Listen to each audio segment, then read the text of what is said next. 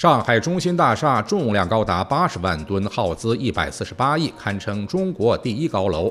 网络上流传着一种说法，这座中国第一、世界第三的高楼只有50年的建筑寿命，也就是说，2066年大厦就面临拆除的风险。事实当真如此吗？这里是知识天地。首先，根据我国建筑结构可靠度设计统一标准中的建筑物年限要求，就可以直接推翻此不实言论。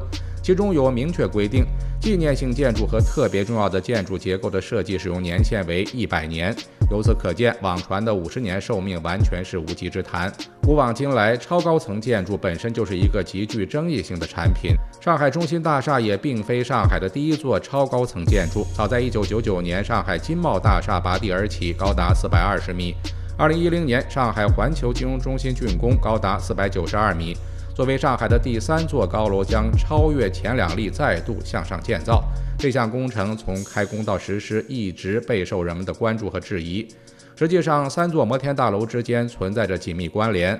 环球金融中心比金茂大厦高约70米，而上海中心大厦又比环球金融中心高140米。3座建筑在外观上呈现一个向上的趋势，形成了壮观的城市天际线。所以几经商讨修改之后，设计师们最终拍板，将上海中心大厦的建筑高度定在了632米。有观赏者曾评价说，站在上海中心大厦上，如同置身云端，能够俯瞰整个上海城市的同时，也觉得摇摇欲坠，仿佛风一吹来，整座大楼都随之颤抖。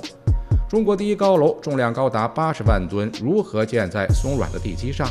上海中心大厦位于河流三角洲地段，土质松软，地基建设比一般建筑难很多。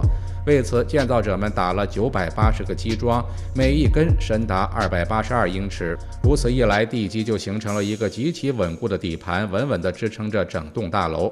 上海中心大厦的地上面积约41万平方米，由于面积过大，其消耗的能源也比一般高度的大楼多上数十倍。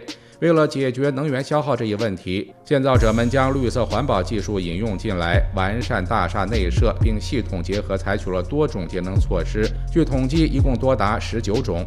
举例而言，大厦的塔关处修建了一个巨大的雨水收集槽，集中收纳雨水，并将其有效地回收再利用，1年下来就可以节约约250个标准泳池的水量。此外，大楼顶层风洞口处安装了270多台风力发电机，将机械能转化为电能供大厦使用，平均每年可提供1.19百万度的绿色电能。2015年，上海中心大厦获得了美国绿色建筑认证委员会的肯定，并为其颁发了 LEED CS 白金级认证。在这座建筑尚未与大众正式见面时，就拿下了绿色建筑领域的最高荣誉，成为一个值得各领域深入研究借鉴的环保案例。事实上，这座建筑的奇妙之处还不仅如此，建造过程包含了一项创新技术，那就是大厦所使用的双层玻璃幕墙。2层幕墙之间存在一定的空隙，这个空隙作为一个温度缓冲区，避免了室内外空气直接接触进行热量交换，不仅方便调节室温，也具有良好的保温隔热性能，造就大厦冬暖夏凉的功效。只是说起来容易，做起来难。双层玻璃幕墙的制作与大厦的结构建造同时进行，只因其难度不在后者之下。双层玻璃幕墙技术从未使用在超高层建筑中，最高的也只有350米。技术人员要大胆进行改进创新，这无疑是个巨大的挑战。632米的高楼如何保障安全？超高层建筑如果出现突发性灾难事件，很难进行外围救援。被称为中国第一高楼的上海中心大厦，对外围救援设施的要求就更高了。所以施工团队选择了用玻璃幕墙防护，单是方案制定，技术人员就耗时3年。这期间进行了上千次的改进，最终制出的玻璃板块也要经过防火、防脱落、密封性等一系列严密检测才能正式采用。